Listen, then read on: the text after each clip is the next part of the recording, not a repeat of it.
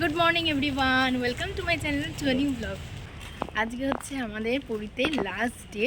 এখন বাজে ঘড়িতে সকাল 6:30। ঘুম থেকে উঠে স্নান করে একদম রেডি হয়ে নিয়েছি, কারণ আমাদেরকে 7:30টার মধ্যে যেখান থেকে বাস ছাড়বে সেখানে যেতে হবে। তো রেডি হয়ে নিয়েছি, এখন একবার শেষবারের জন্য সমুদ্র দর্শন করতে যাচ্ছি। ওখানে গিয়ে একটুখানি হালকা ব্রেকফাস্টটা করে নেব, তারপরে আবার রুমে রিটার্ন করবো।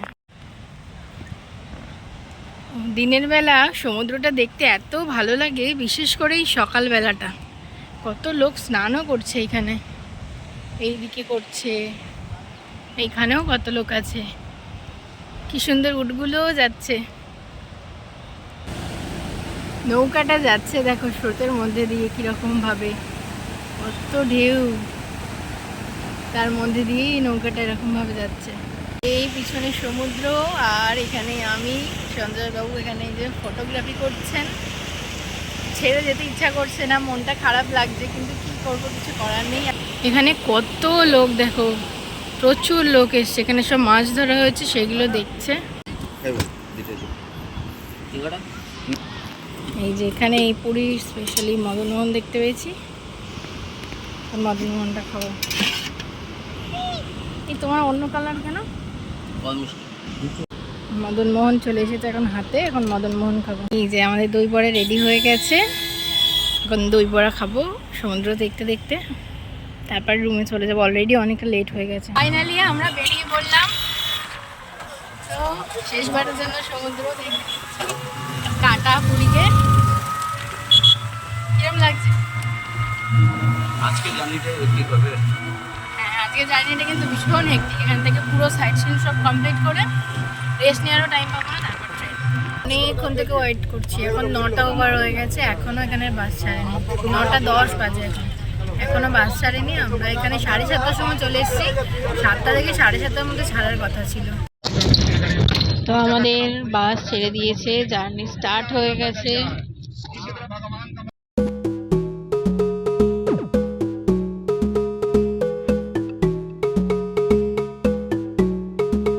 তো আমরা এসে গেছি এখন চন্দ্রভাগা বিচে। এইখানেতে বাস দাঁড়ালো, এখানে কিছুক্ষণ সব লোকজন দেখবে, তারপর এখান থেকে যাওয়া হবে কোণারকের সূর্য মন্দিরে।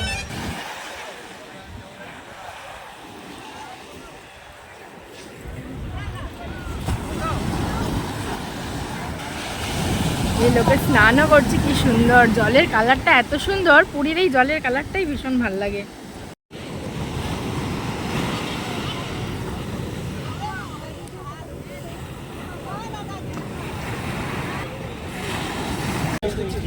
আমরা এখন এসে গেছি কোণারকের সূর্য মন্দিরে, দেখা যাচ্ছে। আর এই হচ্ছে আমাদের ট্যুর গাইড, পিছনে সমস্ত বাসের লোকজন আছে। এখন এইটা দেখে তারপর আমরা টিফিন করে বা লাঞ্চ যাই হোক সেটা করে আবার বাসে করে যাবো। এই যে এই হচ্ছে कोणार्क सन टेम्पल। क्यों ना हम लोग भारत में 2 किस्म का मंदिर होता है, पूजा बिना पूजा। ये बिना पूजा मंदिर में जूता वूता सब आएगा। पूजा मंदिर में सिर्फ हिंदू लोग घुसेंगे। पहिया होता 24 पक्ष अमावस्या और पूर्णिमा। सुनिए ध्यान से सुनिए, ये पहिया का नाम कैसा 8 स्पोक लगाया। ये वाला 1 2 3 4 5 6 7 8 हो गया अष्ट प्रहर। एक प्रहर 3 घंटा का, 24 घंटा हो गया। बीच में भाग गया 1.5 घंटा। ये बीच वाला ये 1.5 और यहाँ से यहाँ तक 60 गुला है। ये गुला होता 3 मिनट का, 60 × 3 180 3 घंटा। ये पूर्व दिशा है, जो पहले सूर्य निकलेगा लाइट इधर गिरेगा, छाया इधर गिरेगा। सुबह का 6 7:30 9 10:30 12 1:30 3 4:30 6 शाम का 6 सुबह का 6। ये गिर जाने के बाद इसके अंदर रेती पत्थर देके भर दिया। 1903 में ब्रिटिश लोग, 1903 में हम लोग का बिहार बांग्ला उड़ीसा एक ही साथ में थे। वो तीनों राज्य का नाम पहले था अंगो बंगो कलिंगो। कलिंगा होता उड़ीसा, बंगो होता वेस्ट बंगाल, अंगो होता बिहार। तो मेन मंदिर कैसे गिर गया ना, इतना बड़ा मंदिर वो लोग बनाया विदाउट सीमेंट में। सब पत्थर का अंदर में आयरन क्लैंप लगाया, लोहा का खिला देके पत्थर को जुड़ाई किया है।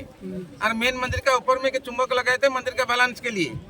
वो चुंबक जो भास्को डी गामा ने पोर्तुगाल लोगों ने हटा दिया तो मेन मंदिर गिर गया।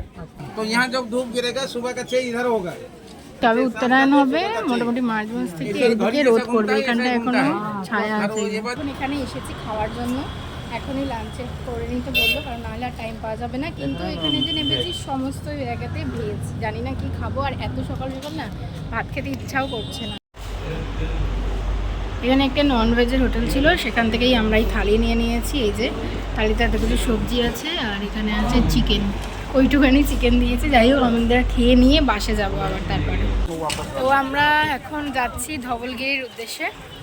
এইখানে ট্যুর অ্যান্ড ট্রাভেলিংয়ের বাস থেকে নামিয়েছে, আর এইখানে এই যে ট্রাভেলারগুলো থাকে, তো এইগুলোতে করে পাহাড়ের ওপরে উঠতে হয়। যদিও এখানের পাহাড়টা দার্জিলিংয়ের মতন ঠান্ডা পাহাড় না, গরম লাগবে এখানে পাহাড়টা।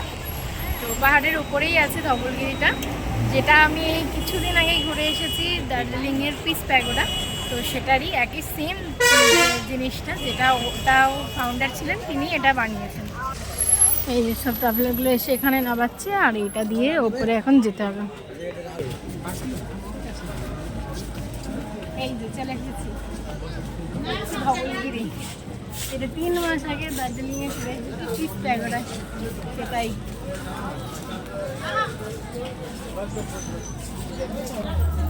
এই হচ্ছে ধবলগিরির ওপর থেকে ভিউটা,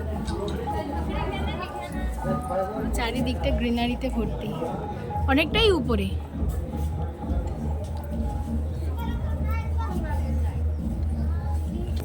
এত রোদ, প্রচন্ড রোদ এখানে, সানগ্লাস খোলাই যাচ্ছে না। এখন আমরা এসেছি লিঙ্গরাজ মন্দিরে। এখানে মন্দির আছে, আর এখানে জুতো, ফোন এসব কিছু অ্যালাউ নেই। আমরা এখন যাচ্ছি ওখানে, নিশ্চয়ই জমা দেওয়ার কাউন্টার থাকবে, দেখা যাক কি হয়।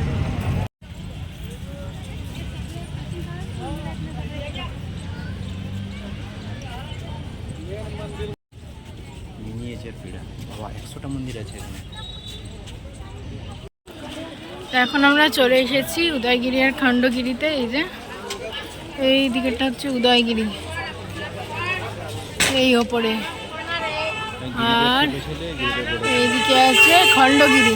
এই হচ্ছে টিকিট কাউন্টার, এখান থেকে টিকিট কেটে ওই ওপরে যেতে হবে। ওই সব কত লোকজন গেছে। কটায় বন্ধ বললো? 5:25। তাহলে এখন আর উপরে উঠবো না, অতটা উঠতে উঠতেই হয়ে যাবে, আর উপরে এনার্জিও নেই আমার, পুরো এনার্জি লস হয়ে গেছে। এত এত গরম লাগছে। এই যে থামস আপ, ঠান্ডা জল, এখানে গোলা, সোডা সবই খেয়ে নিচ্ছি।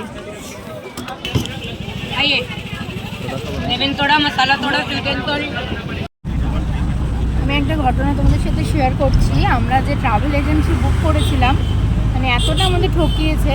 আমাদের কাছ থেকে 350 টাকা করে নিয়েছিল এসি বাসের জন্য, পুশব্যাক সিট, এসি লাক্সারি বাসে করে আমাদের ট্রাভেল মানে ট্যুর করানোর জন্য, সাইট সিনগুলো করাবে বলে। বাট সি, এই এদিকে জানলা খোলা, এইদিকেও জানলা খোলা, এদিকেও জানলা খোলা, গোটা বাসে চারিদিকে জানলা খোলা। মানে সেই সকাল 9টা থেকে জার্নি স্টার্ট হয়েছে, এখন প্রায় 5:30 বেজে গেছে। এখনও পর্যন্ত মিনিমাম 2 ঘন্টা হয়তো এসি চলেছে, একটু একটু করে, তাও রিকোয়েস্ট করার পর, বলার পর, লিটারেলি চেঁচামেচি করার পর বাদে, মানে আমাদের বলার প্রায় 1.5 থেকে 1.5 ঘন্টা বাদে, 1 ঘন্টা বাদে চালিয়েছে। তো ওই রকমই।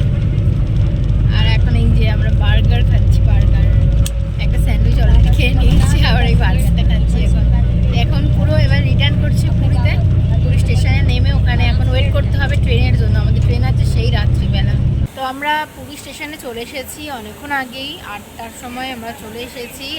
মানে আমাদেরকে প্রায় 3 ঘন্টা মতন বসতে হবে, কারণ আমাদের ট্রেন আছে 11টা, 11:30 মতন করে।